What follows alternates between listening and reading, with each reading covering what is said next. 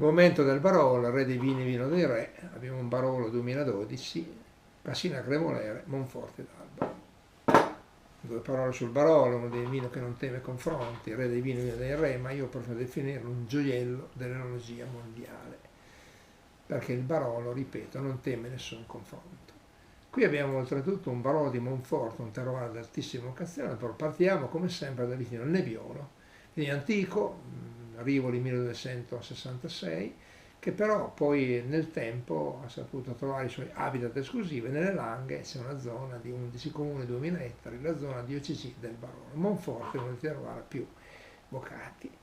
Ovviamente il territorio è di altissima vocazione, un territorio che si è formato 150 milioni di anni fa per isolamento marino, terra ricca di marne, di calcare, marne argillose, soprattutto Monforte, ricco di microelementi. Questo terroir fa sì che la vite trovi il massimo habitat per un prodotto di altissima qualità. Il Nebbiolo che origina il grande Barolo. Il vigneto ovviamente valorizza in pieno la qualità dell'uva, per cui chiaramente una viticoltura sostenibile, lotta integrata, bassa resa per ettaro. Il Nebbiolo si raccoglie tardi, quando arrivano le nebbie, da cui anche il nome, probabilmente a tardiva maturazione, verso fine ottobre, primi di novembre. La cantina non fa altro che valorizzare questo grandissimo vino, nel senso che la fermentazione è lunga, con lunga macerazione, e poi il Barolo deve essere conservato nel legno. In questo caso qui questa azienda utilizza delle grandi bottiglie di roba di Slavonia. Il Barolo può ancora avere un invecchiamento in bottiglia per emergere quei grandissimi profumi che lo rendono unico veramente in tutto il mondo. Un grande vino per un grande territorio, posso sintetizzare. Andiamo allora a degustazione guidata di questo grande vino, Barolo 2012, Monforte, Cassina Cremolere.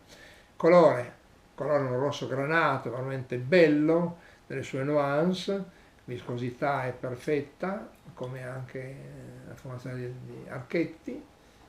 È un vino ovviamente limpidissimo. E adesso andiamo al famoso Coudron, al naso, ai profumi del Barolo. Sapori terziari di altissimo livello, grande finezza, souplesse, di grande profilo, profumi speziali, pepe bianco, cannella, che poi evoleranno col tempo nel tartufo nero, nel tabacco, in quelle diciamo, note sensoriali che rendono grande il Barolo. Ma i profumi sono veramente di altissimo livello, sono profumi legati alla fermentazione, alla cantina, ma anche in parte al legno e all'evoluzione del vino nel tempo, anche in bottiglia. Andiamo al gusto. Il Barolo è un vino pieno, corposo, caldo, equilibrato, di grandissima persistenza. Nel Barolo risenti il vitino, il territorio, le langhe, il viticoltore, la cantina, tutto. Il Barolo esprime delle grandissime sensazioni in bocca che lo rendono un grande vino per una grande gratificazione sensoriale. Il calore, la struttura, la persistenza nel tempo, la lunghezza, un vino chiaramente che va valorizzato nel giusto bicchiere, a giusta temperatura, con l'apertura della bottiglia si può aprire mezz'ora prima. I grandi bicchieri vanno benissimo, questo, il Ballon, il grande ISO, un bicchiere ampio per in modo che possa roteare per sviluppare le sue grandi caratteristiche. Chiaramente a tavola valorizziamo con le grandi carni di selvaggina, con i brasati, ma anche con i formaggi stagionati, ma il Barolo va anche benissimo con une bistecche, con un tagliere di formaggi. L'importante ovviamente temperatura, circa 20 gradi, importante il giusto bicchiere, per il resto la giusta compagnia. Il bicchiere, il Barolo può evolvere nel tempo in maniera veramente longeva.